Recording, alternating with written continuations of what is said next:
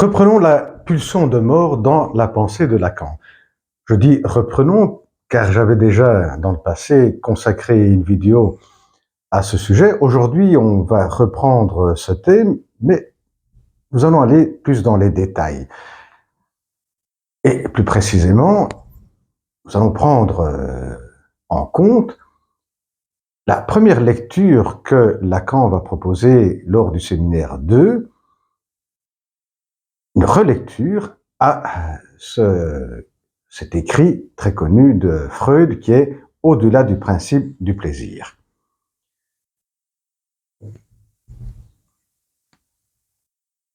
Avant tout, Lacan va reprendre ce qui est à la base de cet écrit, le plaisir. Il y a un au-delà du principe du plaisir. Le principe de plaisir qui est, au fond, à la base de toute la conception de Freud. Et ce principe de plaisir se fonde sur un principe très connu et qui reste très connu dans le domaine de la neurophysiologie, qui est le principe de l'arc réflexe.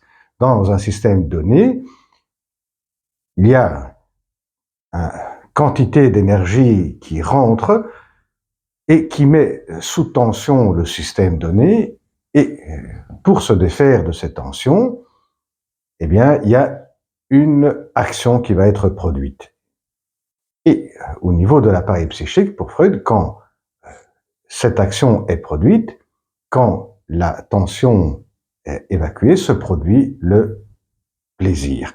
Et donc le but de l'appareil psychique est de maintenir au plus bas possible les tensions, évacuer l'énergie qui rentre dans le système psychique ou qui se produit à l'intérieur de l'appareil psychique.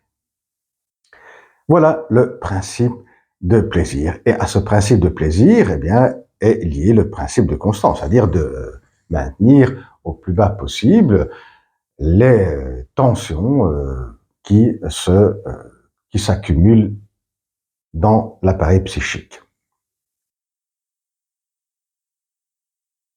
Et Lacan ajoute à cela, si Freud présentait cet écrit à la période de Lacan, il aurait utilisé un mot très connu dans le domaine de la biologie qui est l'homéostase. C'est-à-dire principe de vie qui est chez un être vivant de maintenir, de réguler, de maintenir les tensions, certains paramètres à un certain niveau d'équilibre. L'écrit de Freud en question, au-delà du principe du plaisir, c'est qu'il y a des phénomènes psychiques que Freud observe qui mettent en crise ce principe d'homéostase, ce principe de plaisir. Et à partir de là, Freud va donc proposer cette pulsion de mort. Et il va le faire en suivant, avant tout, une démarche d'étude de la biologie. Quand on pose la question, mais est-ce que Freud se situe vraiment du côté d'un point de vue traitement biologiste? Pour Lacan, non. Parce que dès le départ, quand Freud écrit cette esquisse pour une psychologie scientifique, l'Entwurf, et on pourrait très bien le prendre comme une démarche d'un biologiste, d'une position biologiste, eh bien, pour Lacan, ce n'est pas vraiment une position biologiste. Lorsque Freud se positionne vis-à-vis de l'appareil psychique en termes de principe de constance où il faut maintenir donc au plus bas possible les tensions, et donc il va expliquer l'appareil psychique en termes énergétiques, eh bien il va parler de déplacement, de condensation, de barrages, et c'est tout des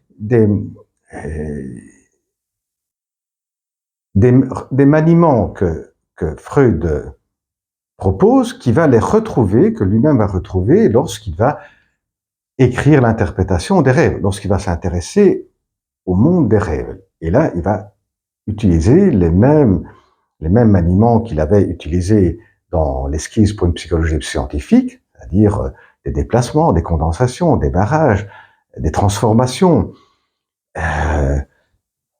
Bref, dit Lacan, Freud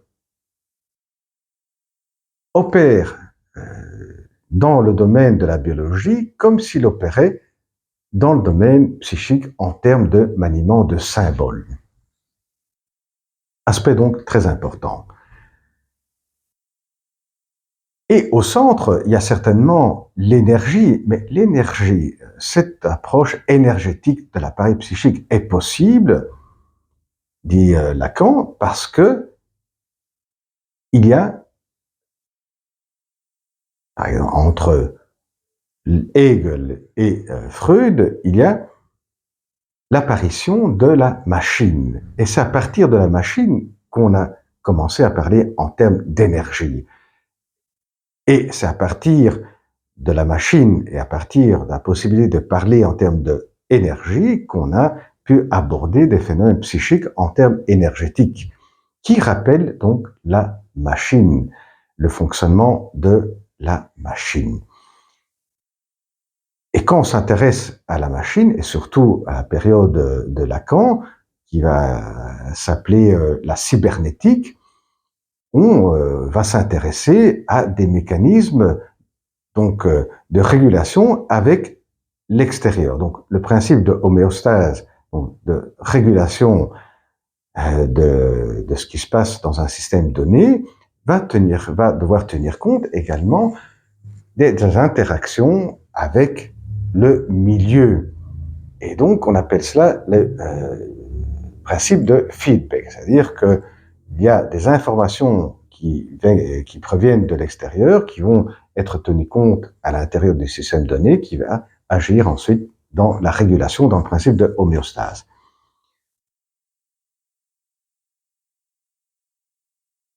Et lorsque Freud va parler de pulsion de mort, donc de ce principe de passer de l'animé à l'inanimé, c'est ainsi que Freud présente les choses, Freud ne parle pas de mort au niveau psychique, il parle bien d'un passage de ce qui est animé à ce qui est inanimé. Et les exemples que Freud présente donc, ne sont pas des exemples de mort, sont des exemples qui proviennent de ce qui se passe entre l'individu, l'appareil psychique, et les autres, dans l'intersubjectivité, dans les interactions. Et c'est là que Lacan va souligner l'importance, dès le départ, dans la conception de Freud, du principe du plaisir, mais également du principe de réalité.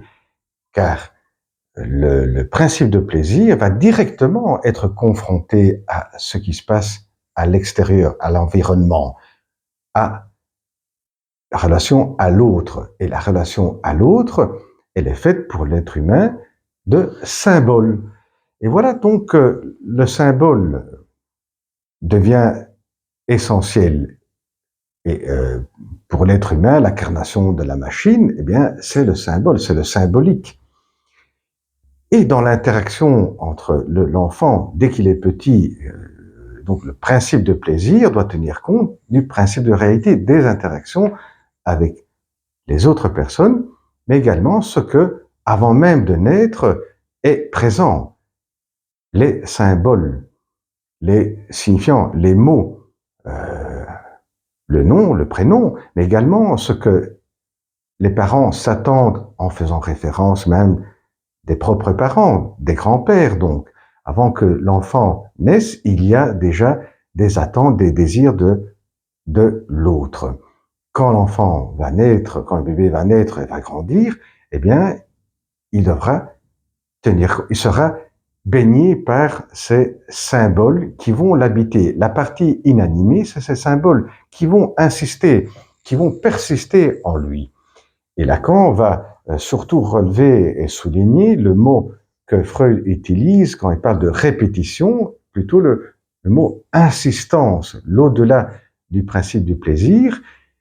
Cette pulsion de mort, c'est ce qui insiste.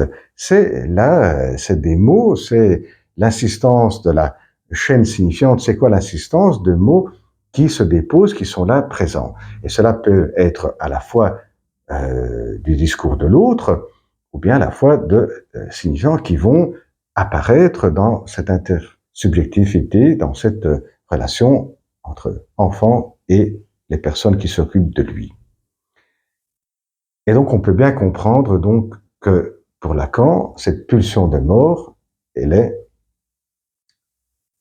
incarnée par ce qui est inanimé, ce qui est l'ordre symbolique qui préexiste à ce qui est le vivant, à ce qui est l'être humain. Et bien voilà, à la prochaine vidéo. Au revoir.